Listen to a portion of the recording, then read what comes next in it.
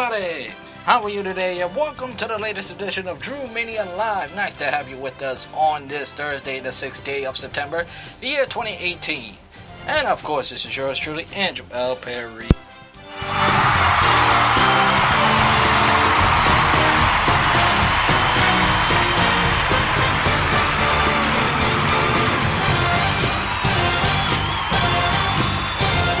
Thank you. I love that warm applause. As always, coming to you live and at you from the busy streets, which is Brooklyn, New York. As I chat to you what is happening in the world of sports. We have a lot going on. We got the U.S. Open semifinals that's starting to get underway right now. As Serena Williams looking to play her another final. Play in the U.S. Open final for the 26th time. Looking for her 26th world title at the U.S. Open, and plus we got both Yankees and Mets have the night off tonight, so the Mets will be back home against the Philadelphia Phillies this weekend, and meanwhile the Yankees will continue their West Coast road trip against the Seattle Mariners, which starts tomorrow night. But today I want to start the show talking about the NFL, which is the main discussion today. We're gonna mostly talk about. We're gonna do the overs and unders today as well. How many teams gonna win games? How many win games? Like for example, the Cowboys will win 10 games over, stuff like that. You know, who's gonna win the division? Who's gonna play each other in the sort of predictions and so forth and so forth. We're gonna have a lot. Either way, we're gonna have a lot of fun. So I'm glad you decided to join us a week ago. But before I get into all that, before I get it all rolling, I want to say that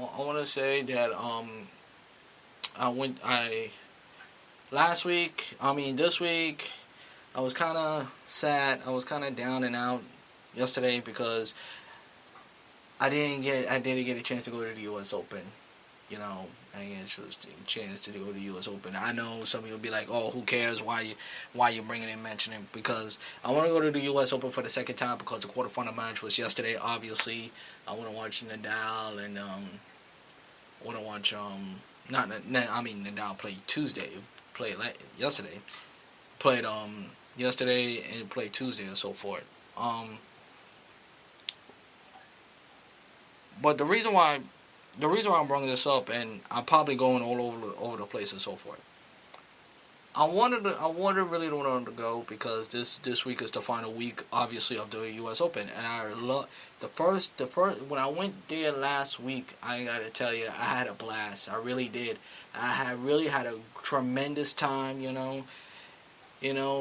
Despite the fact the match wasn't even close, to be honest with you, on both of them in both sets, to be honest with you.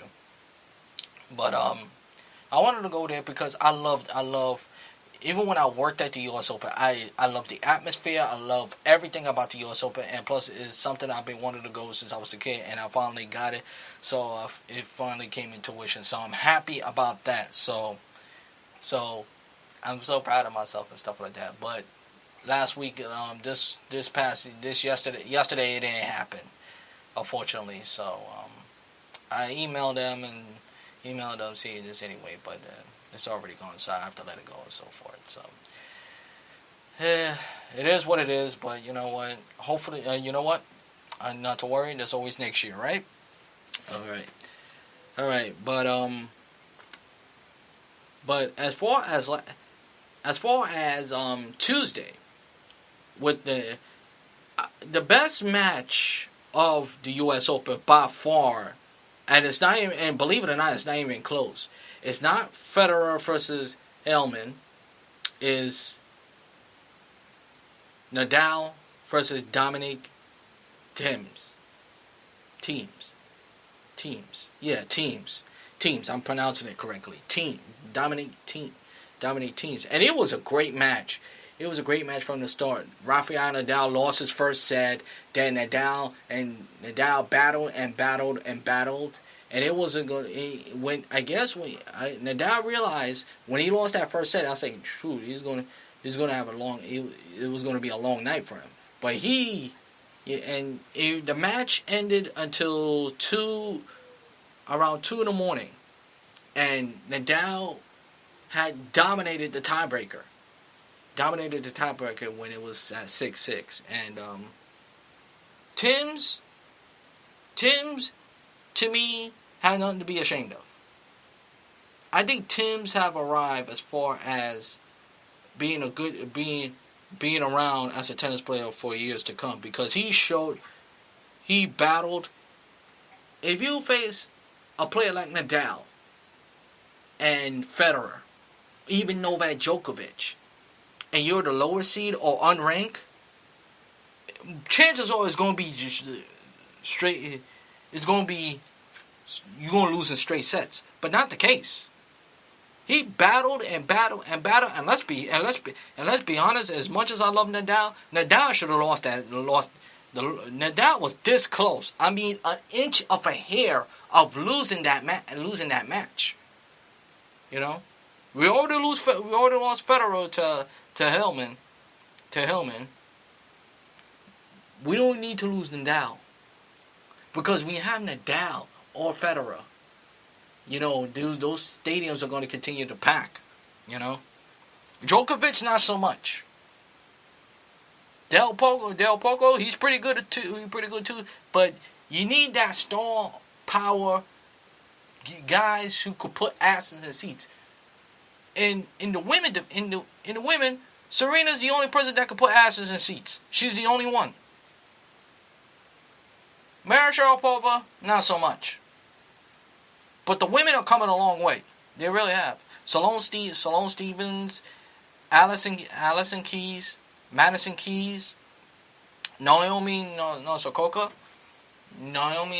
She looked like she could be a pretty good player. So the women have a long ways to go. But the men have guys who could put asses in seats, and none of them are American.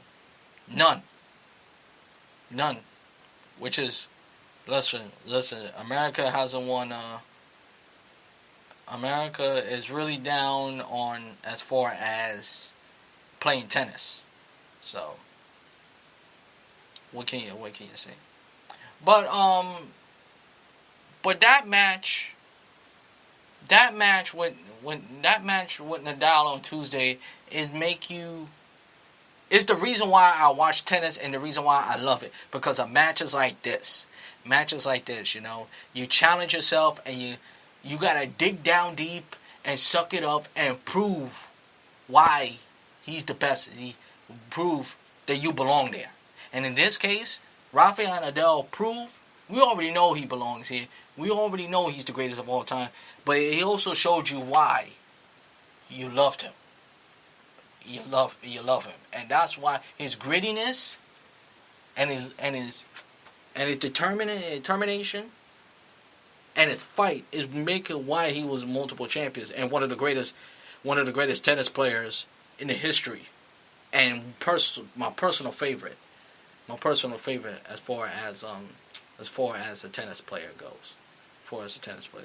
So that's where we are, and that's where we are in the U.S. Open. The women's semifinals is tonight. Tomorrow is the men's semifinals, and then Saturday is the women's final, and then Sunday is the men's final, and that will put a finishing bow tie on the U.S. Open. Not only in the U.S. Open on the U.S. Open tournament, but as far as the final Grand Slam tennis that we care about, because you know,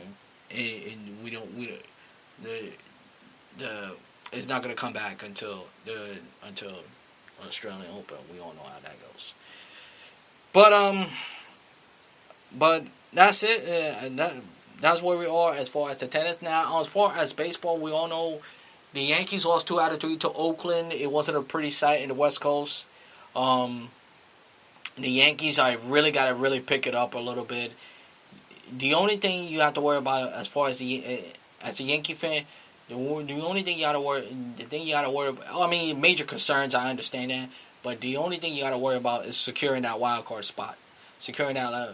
Do not let Oakland catch up to you. Even though I don't believe it's not going to happen, but you don't want to get it to that point.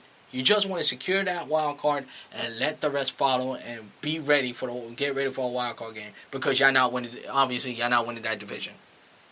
We already made it clear because if we would have won the division, y'all would have sucked the Boston Red Sox. So that's out of the picture. Okay, and as far as the Mets, can we get some excitement to finish out the season outside of Brandon Nimmo and outside of Michael Conforto? Can we get some excitement? I know the season is long gone. I get it. Listen, I understand the season is long gone and so forth.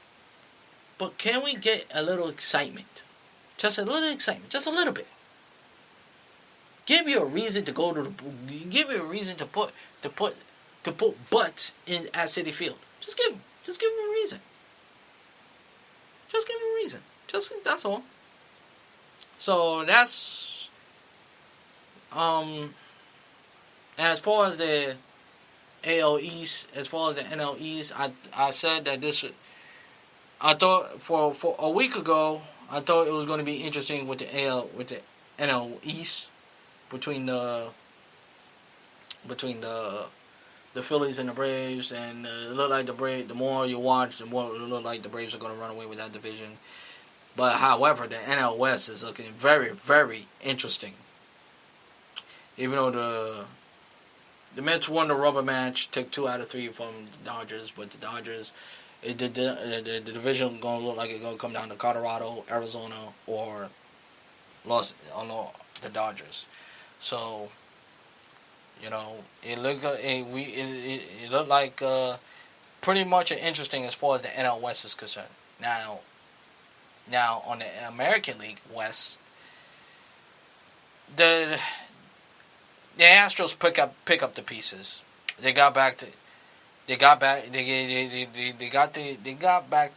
things back in order. Even though it looked like Oakland was gonna snatch the division away from Houston, but it looked like they're secure. But you cannot feel confident for the Houston Astros if you're an Astros fan. As far as the A's gonna face the Yankees, and obviously it was a preview. And if you're Oakland, you gotta love what you see. I know I do. Oakland has been playing solid baseball throughout the year, and they're a feel-good story. They really are, and they're exciting. They're a fun team. They're an exciting team to watch. They bullpen. They have a lot of depth in their bullpen. I like their lineup. They're a hit and run team. They got guys who could beat you in so many ways. But the only thing, I think their starting pitching is not as strong as it may have to be. So we shall see as we down to 1 month and 1 month left as we down to the finish line in the baseball. So that's where we are as far as the baseball. And on one line thing with the AL Central, the Indians are the Indians. The Indians going to capture the what? Going to capture the East. And as far as Milwaukee, as far as the NL Central, the Cubs going to look like they're going to wrap up that division for the 3rd or 4th straight time, right around there, And thinking about the Cubs has been representing that division winning that division for a very, very long time. So yes, Joe Madden has changed the culture of the Cubs to lovable losers to lovable winners. And I know that wasn't meant for a joke, so please don't take it that way and stuff like that. Take it that way. But it looked like Milwaukee and St. Louis are going to beat each other up for the wild card, and that's where we stand as far as the baseball.